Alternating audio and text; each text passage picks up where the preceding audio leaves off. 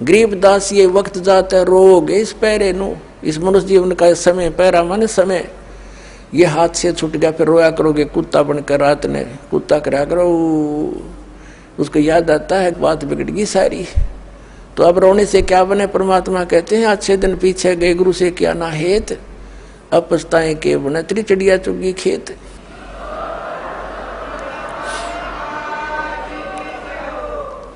अब परमात्मा स्वयं ही वहां से चल कर आते हैं जहां वो भगवान रहते हैं। वेद गवाही देते हैं कि वहां से चलकर आता है, एक साधु रूप बनाकर कहीं भी प्रकट हो जाता। 3 प्रकार से परमात्मा हमारी धारण पोषण करता है। एक रूप में तो सतलोक में रहते हैं, स्थायी रूप में तेजो में शरीर मालिक का, करोड़ सूर्य मरादे करोड़ चंद्रमा से एक रूम की शोभा। सतलोक में, अलखलोक में भिन्न शोभा है। परमात्मा एक ही है, रूप अनेक बना रहा है वहां पर। फिर वो परमात्मा वहां से गति करके आता, अच्छी आत्माओं को मिलता है जो दृढ़ भक्त होते हैं। उन दृढ़ भक्तों में से कौन कौन है, किन किन को मिले? आदरणीय धर्मदास साहिब जी को मिले, आदरणीय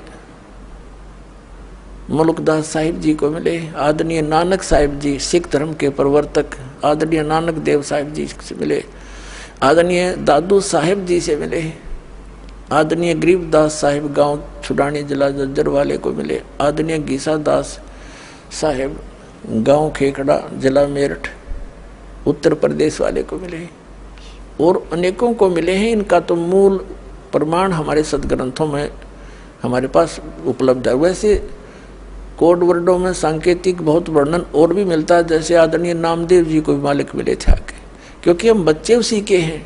वही आकर उसी को दया आती है जो अच्छी आत्मा भक्ति की तरफ अग्रसर है, मिसगाइडेड है, उनको आकर मिलते हैं। कहीं भी आकर कोई भी लीला कर लेते हैं, उनको सतमार्ग बताकर फिर अंतर्ध्यान हो जाते हैं।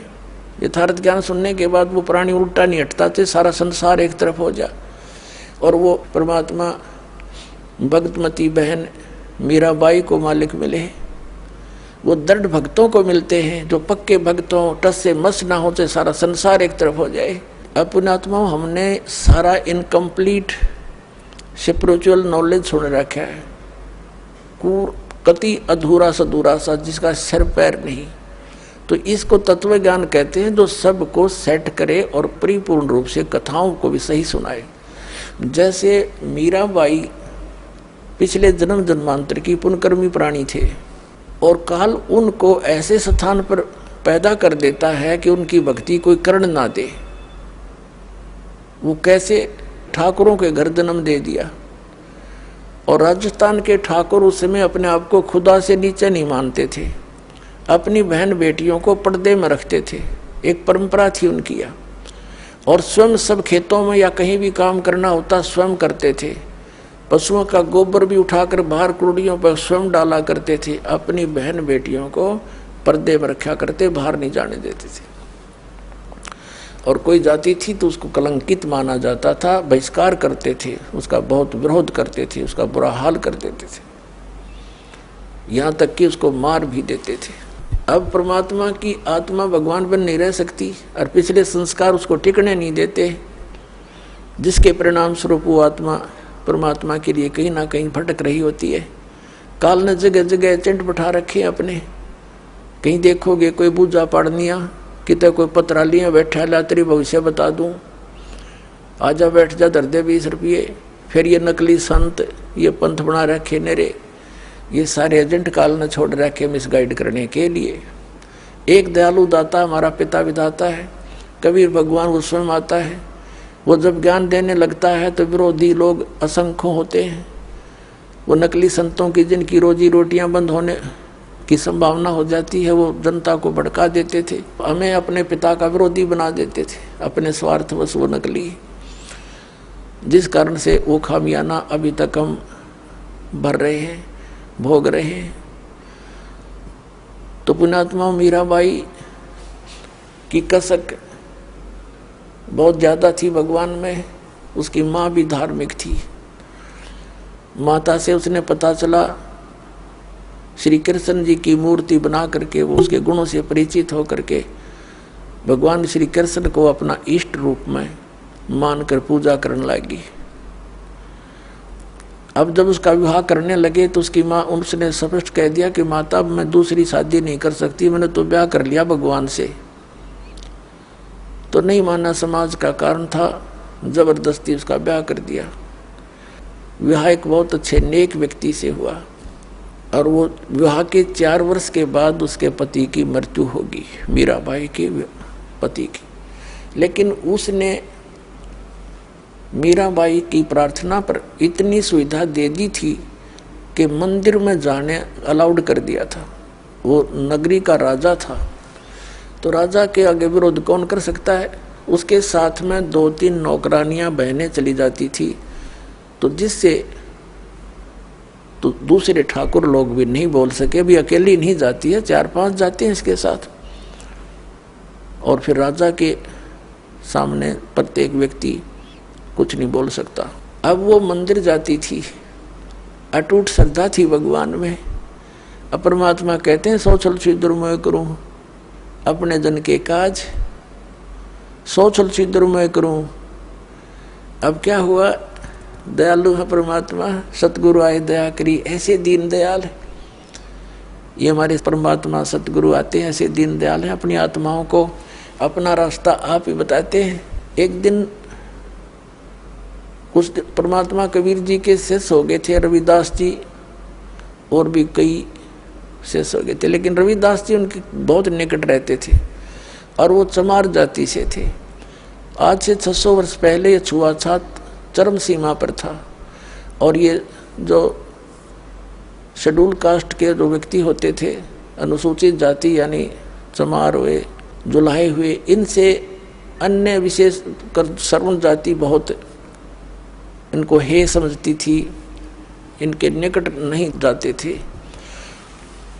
तो जिस रास्ते से मीराबाई जाती थी मंदिर में, उसी रास्ते में बीच में एक गरीब की झोपड़ी थी, आगे उसके साथ ही एक लंबा वैसे वन था, वृक्ष थे, खुला मैदान था। वहाँ परमात्मा कबीर जी और रविदास जी दोनों संत रूप में वहाँ सत्संग करने लग गए। अब मीराबाई जा रही थी मंदिर में और जब देखा जाते समय कि कोई साधु संत आए हैं, लोग इकट्ठे हो रहे हैं, वापस आई 1-2 घंटा मंदिर में अपनी करके पूजा अर्चना, तो वापस देखा तो वहाँ सत्संग हो रहा था। मीराबाई और सखियों ने सबने मिलकर सोचा चलो 2 वचन सुनते हैं, भगवान की चर्चा हो रही है। वो बैठ गई जाके। परमात्मा तो आए इसीलिए थे, उस अपनी आत्मा को कहते हैं गोता मारूं स्वर्ग में जा बैठूं पाताल, कह कबीर ढूंढता फिर अपने हीरे मोती लाल। जैसे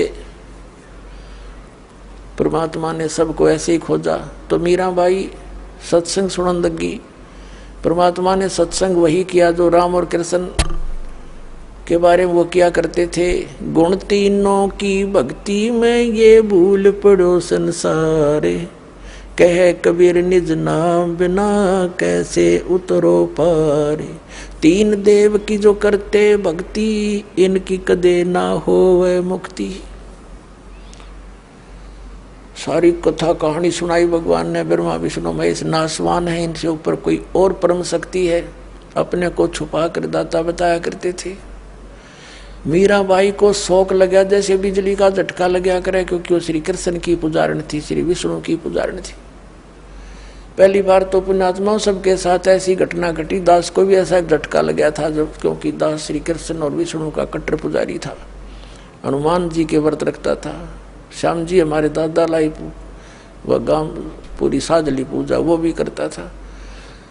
तो पहली बार दास को भी बड़ा दुख हुआ था, लेकिन सहन करके फिर आगे जानने की चेष्टा की तो हृदय के पट खुल गए, स्पष्ट दिखाई देता है। पहले मोतियाबिंद था, हमारा ऑपरेशन हो गया, अब हृदय वाली आंखें काम करने लगी।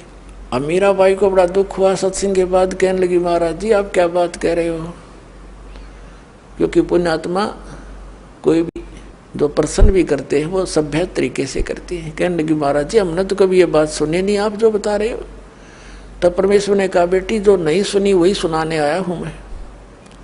जो तुमने सुना है वो लोकवेद है, दंत कथाएं हैं। ये रामकृष्ण की आप मृत्यु होती है, तो प्रश्न किया उस देवी ने कि भगवान आप कैसे कह रहे हो। भगवान श्री कृष्ण जी ने मोरध्वज राजा के पुत्र ताम्रध्वज को आरे से चिरवा कर जीवित कर दिया, आप कैसे कह रहे हो कि वो कुछ नहीं कर सकते। परमात्मा ने कहा बेटा मैं ये नहीं कह रहा कुछ नहीं कर सकते, पर ये तुम्हें मुक्ति नहीं दे सकते। फिर इनकी सामर्थ्य देख लो। मोरध्वज राजा का लड़का तो श्री कृष्ण ने जाके जीवित कर दिया क्योंकि उसके सांस शेष थे, उसकी आयु शेष थी, इतना ये कर सकते हैं। ये तो एक जादूगर कर देता है, छोटे मोटे साधु संत कर देते हैं। लेकिन श्री कृष्ण जी जब कहाँ गई थी उनका वो सामर्थ्य, जब उनका सगा भांजा अभिमन्यु महाभारत के युद्ध में चक्रव्यूह में मारा गया था। सुभद्रा का पुत्र जो श्री कृष्ण की बहन थी सुभद्रा, श्री कृष्ण रो रहा था, 500 पांडव रो रहे थे, उनका कुल नाश हो रहा था, तो क्यों नहीं जीवित किया श्री कृष्ण जी ने अभिमन्यु को। अब सुन होगी। फिर पूछा उसने जी कारण क्या था कि बेटी अभिमन्यु का प्रारब्ध इतना था, उसकी आयु शेष नहीं थी और ताम्रध्वज की आयु शेष थी। उसने जाके दिखा दिया ड्रामा। तो सेम गिवा एकदम, क्योंकि मालिक के जो ज्ञान है ये सटीक उदाहरण है। वह घर चली गई तो कहने लगी जी, फिर उसने कहा परमात्मा से, फिर दूसरा प्रश्न किया कि मुझे भगवान कृष्ण साक्षात दर्शन देते हैं, मैं उनसे बातें भी करती हूँ। परमात्मा ने कहा बेटी तू अपने कृष्ण जी तो पूछ लिए, ये देवता हैं, ये झूठ नहीं बोला करते, सच्ची बताओगे तेरे को। अब उसने तो रात में नींद आई नहीं, बहुत कसक होगी, तो उनको जैसा भी वो समय कभी प्रकट हुए श्री कृष्ण जी से पूछा भगवान आप तो सतोगुण भगवान हैं, आप तो झूठ बोला ही नहीं करते। मैंने ऐसे ऐसे संतों का सत्संग सुना है, मेरा बात जची नहीं उनकी, क्या आपसे भी कोई ऊपर शक्ति है। तो श्री कृष्ण जी ने कहा मीरा वो शक्ति है, लेकिन वो हमने भी ना मिली, उसकी ट्राई करने की कोई यूज नहीं, हमने खूब सिर पटक लिया, उसका कोई अता पता नहीं लगता। अब वो उसको तो बड़ा झटका लगा कि वो संत कहते हम उनको दिखा दें और उसका नाम दें, उसकी प्राप्ति करा दें। श्री कृष्ण जी ने इतना मान लिया कि वो है अवश्य। तो वह रात को नींद नहीं आया उस बेटी को। अगले दिन फिर पहुंच गई सत्संग में, वहीं बैठ गई। फिर सारी 2-3 दिन लगातार मालिक सत्संग करते रहे, फिर चले गए। हाँ फिर क्या हुआ, मीराबाई को प्रेरणा हुई कि भगवान मुझे उपदेश दे दो। परमात्मा ने कहा बेटा पहला काम है इस भक्ति मार्ग का प्रथम कदम गुरु होना चाहिए, सतगुरु हो, सच्चा ज्ञान वाला हो। तो मीराबाई ने कहा भगवान दीक्षा दे दो। अब परमात्मा ये देखना चाहते थे, या ठाकुरों की लड़की, इसमें भगवान की कितनी चाह है। ये परमात्मा को प्रमुख मानती है या समाज को, लोक लाज को। परमात्मा ने पता था कि वो दीक्षा मांगेगी, इतना ज्ञान सुने बाद से तो पुण्यात्मा का कलेजा हिल जाता है।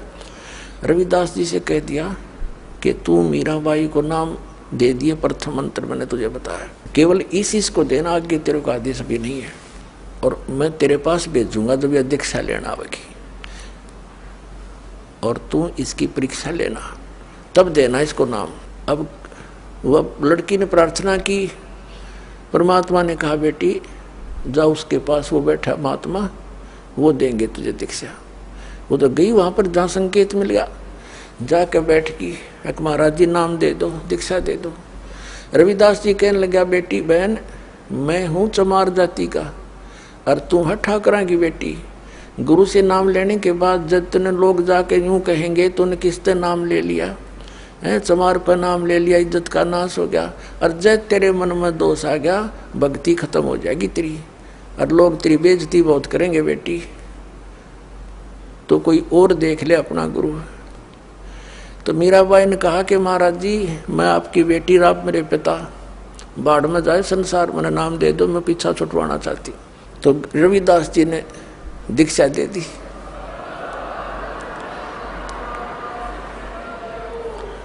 अपने आत्माओं भक्तों के लक्षण ये होते हैं, वो लोक लाज नहीं करते, परमात्मा की वाणी में भी गरीबदास साहिब बताते हैं, लोक लाज ना कीजिए निर्भय हो रहिए, और यो मन चावे राम को तो दासा तन करिए।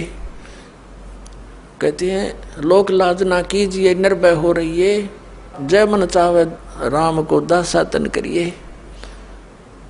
स्वान स्वरूप संसार है कुछ कर सी नाही, शीस महल को देख करिए भौंक भौंक मर जाही। सत्संगी संग ना तजय चितराम बसाही। नित्यानंद जी महाराज संत हुए हैं, उन्होंने कहा है कि लोक लाज मर्याद जगत की तृण जो तोड़ बगावे। ये लोक लाज मर्याद जगत की नौगन तृण की तरह डिकड़े की तरह तोड़ के फेंक दे, तब कोई राम भगत गत पावे। तो साधु संतां के पिछले उदाहरण देख लो, उन्होंने लोक मर्यादा कति नहीं करी। जैसे आदरणीय नानक साहिब जी हिंदू धर्म में थे, अरोड़ा खत्री इनके घर जन्म था इनका, और रामकृष्ण के पुजारी थे। परमात्मा मिले तो पूरा उसी दिन त्याग दिया था, परमात्मा के दर्शन कर आते ही सब छोड़ दिया, और पूरा विरोध हुआ था उसका हिंदू समाज में, होने दे, कति परवाह नहीं करी। ये दृढ़ भक्त होते हैं जिनको भगवान आकर मिलते हैं। तो मीराबाई ने कहा भगवान मुझे नाम दे दो, आप मेरे पिता माँ आपकी बेटी, कुछ हो मेरे साथ वो संघर्ष, आप मेरे साथ रहोगे, मैं आप झेलूंगी सब कष्टों को, पर परमात्मा के लिए मैं कुछ भी कर सकती हूँ।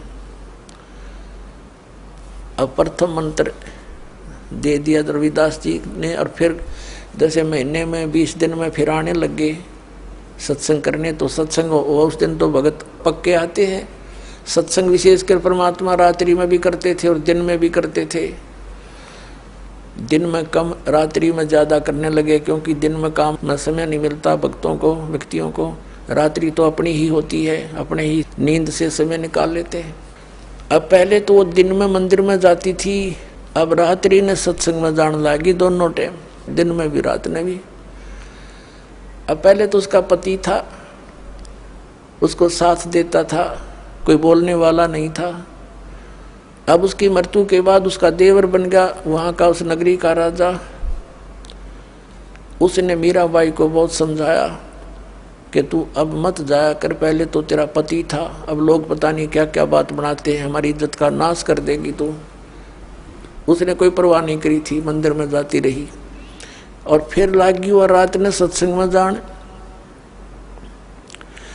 इस बात का उसके देवर ने घना मलाल हो गया, घना दुख मान लिया कि इसको तो मार दे तो अच्छा है,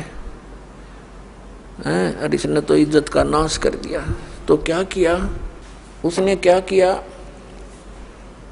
एक दिन अपने पुत्र का जन्मदिन रख दिया, रिश्तेदार आए हुए थे, और एक किसी सपेरे से कहा कि ऐसा विषधर ला दे, ऐसा विषयर ला दे सर्प के डंक मारते मर जाए आदमी। उसने वैसा ही ला दिया, राजा का हुक्म था, और एक डिब्बे में बंद करके ऊपर लिख दिया 9 लखा हार। राजा ने एक बांदी से कहा, नौकरानी से, जाओ मीरा को दे दे, ये हार गले में पैर लेगी, सुंदर कपड़े पहन लेगी, रिश्तेदार आवेंगे। और ऐसे, क्योंकि वो तो ऐसी रहती थी बेचारी, उसने तो नाव डने पैरने की कोई परवाह नहीं रही थी, भगवान में कसक गनी लगी थी।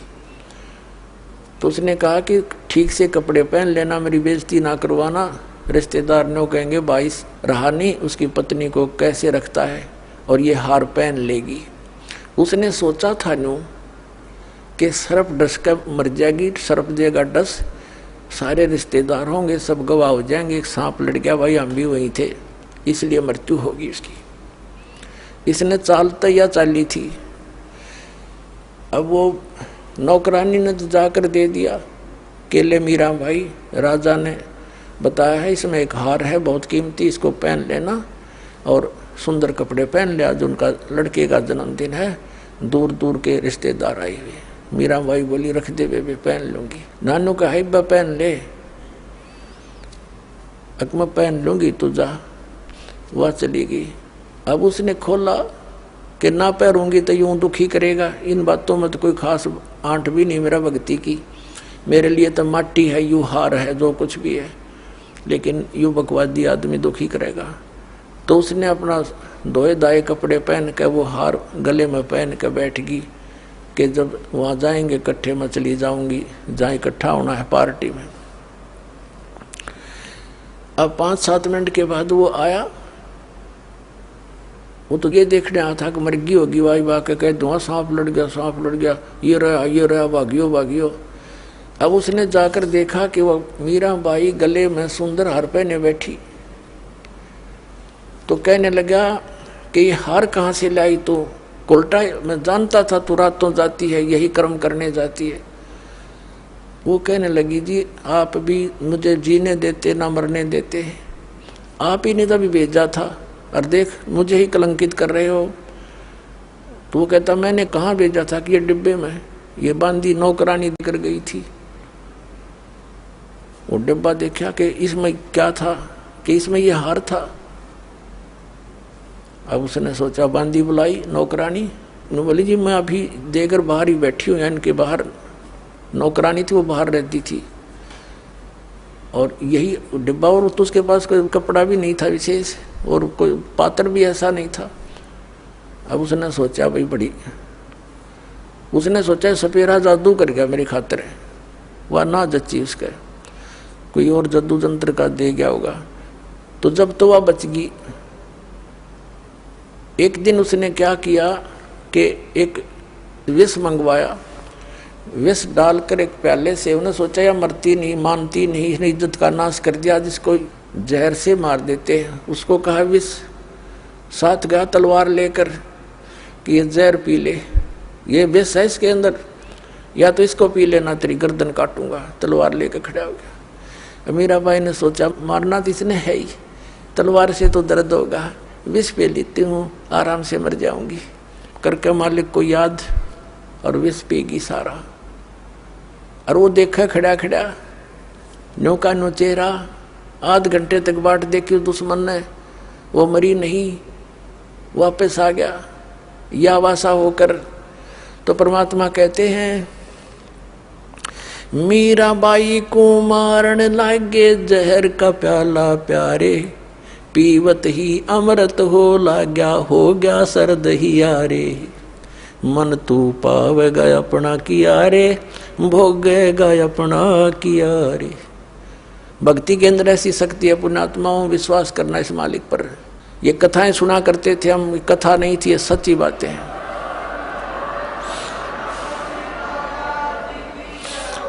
कहाँ तो विष ने मारना था, कहते हैं पीवत ही अमृत हो गया और हो गया सर्द ही यारे। कहाँ तो विष ने बेचैनी पैदा करनी थी और कहते हैं ठंडक सी होगी उस बेटी की अंतःकरण में। अब उसने सोचा भाई ना तो या मारे तो मरती उसके देवर ने, अब इसका के इलाज करो, इसने तो हमारा बट्ठा बैठा दिया इज्जत का। उसने उसकी माँ बुला ली, मीराबाई की उससे कहा कि मौसी तू समझा दे इसने। और माँ की बात बेटी मान लिया करती है। तो माँ ने बहुत समझाया, बेटी देख इधर उधर जाती है, हमारी तकरार होती है, तो अपनी भक्ति यहाँ कर ले।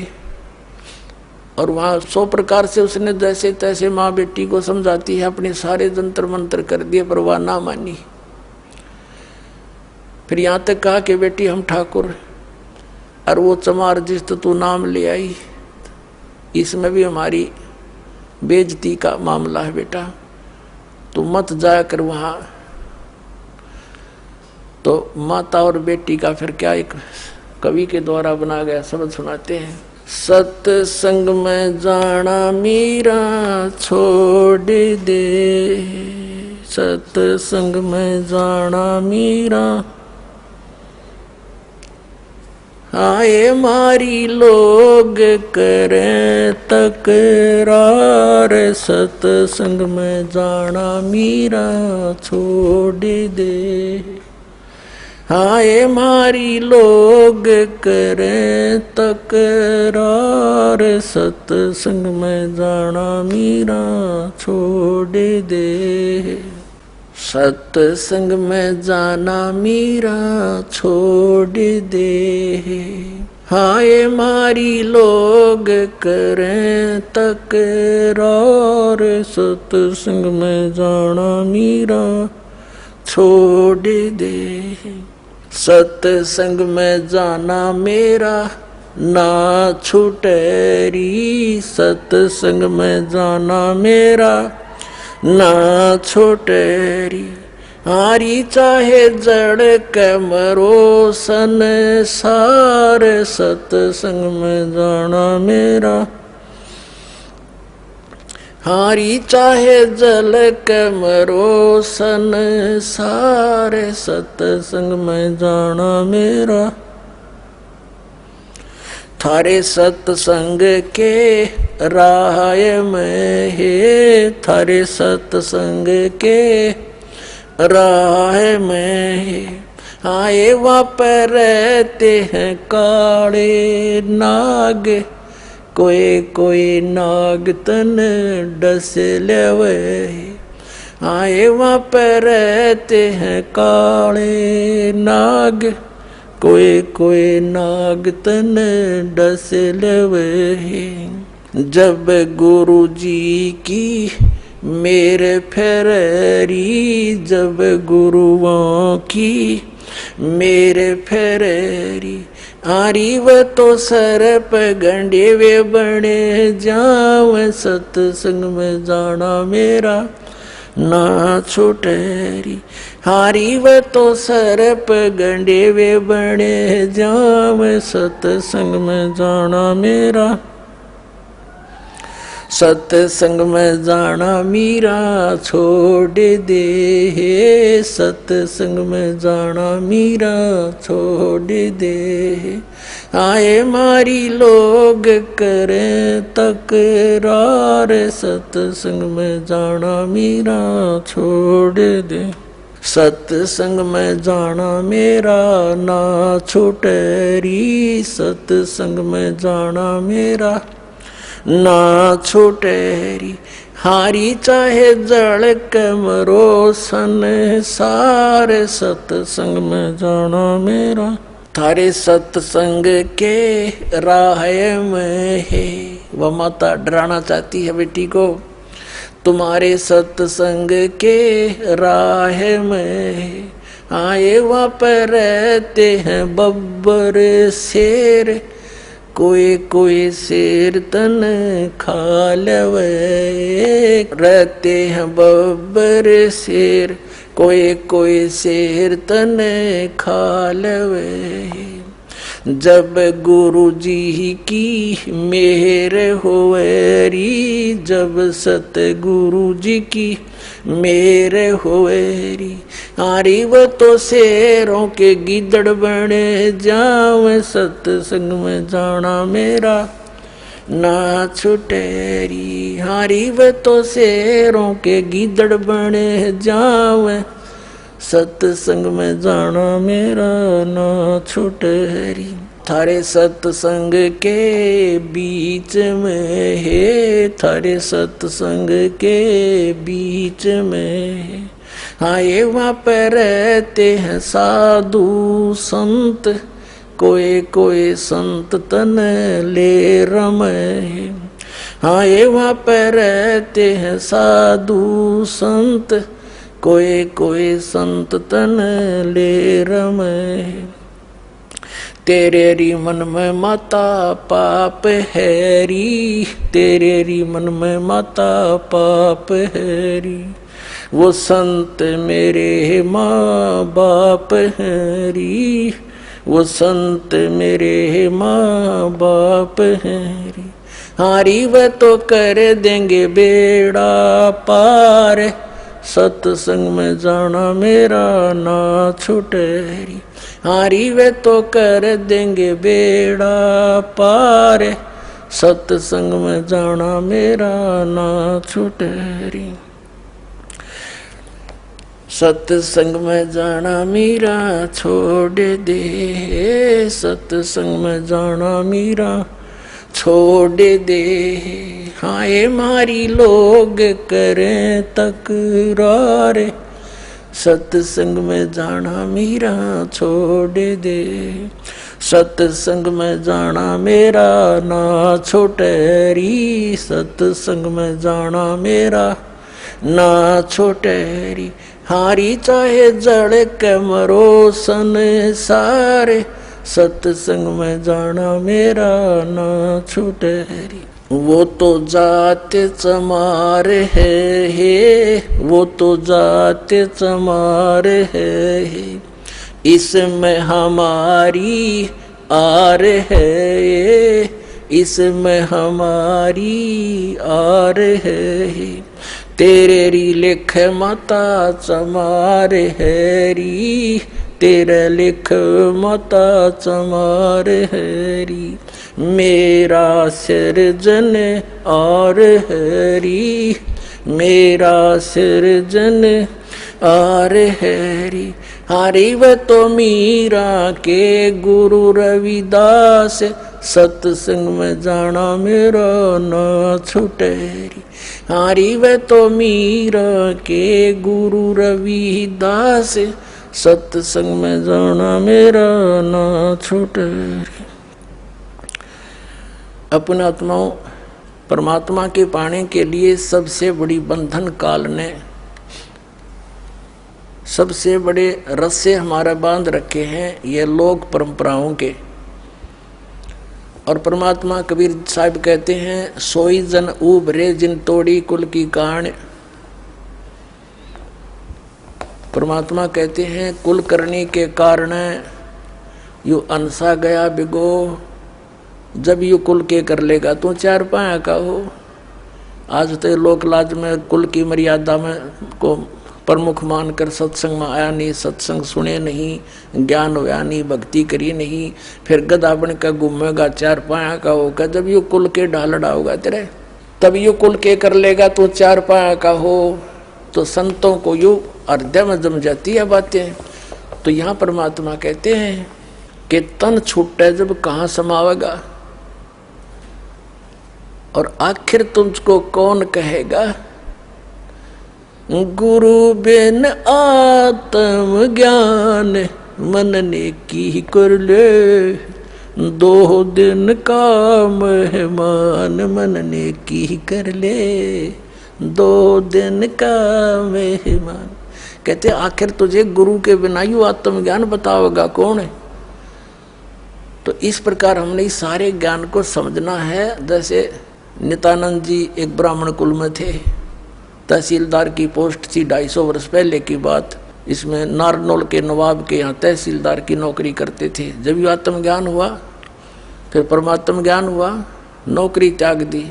पत्नी थी, वो विरोध गणा करा करती, परमात्मा की ऐसी रजा हुई, उसकी मृत्यु होगी और वैराग बन गया। जब इस ज्ञान से परिचित हुआ तब कहा था ब्राह्मण कुल में जन्म था।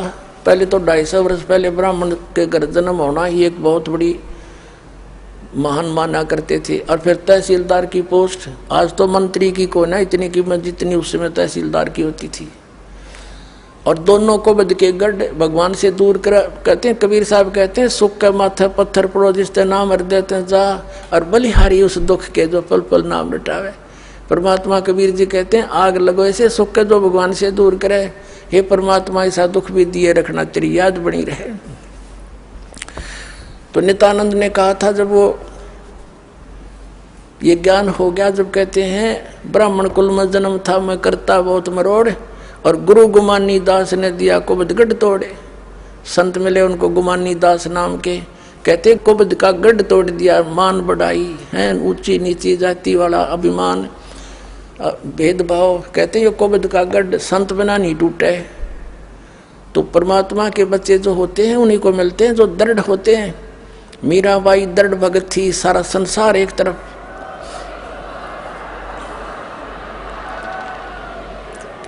अपने आत्माओं मीराबाई ने देखा है रोज बकवाद करता है ये, कभी मारने की चेष्टा करता, घर त्याग कर चली गई, वृंदावन में रहने लगी। तो वहां परमात्मा फिर मिले जाकर उसको दूसरा रूप बनाकर, और ज्ञान से उसे पूछा, जैसे धर्मदास जी को मिले थे तब उस बेटी की फिर आंखें खोली, बेटा इससे आगे और भी नाम है, ये तो प्रथम मंत्र दिया है, इसके आगे सतनाम है, वो ग्रहण कर, उसको मैं दे सकता हूँ और किसी के पास नहीं है। तब मीराबाई ने परमात्मा कबीर जी से फिर मंत्र लिया, तब उसका कल्याण हुआ। बोलो सतगुरुदेव।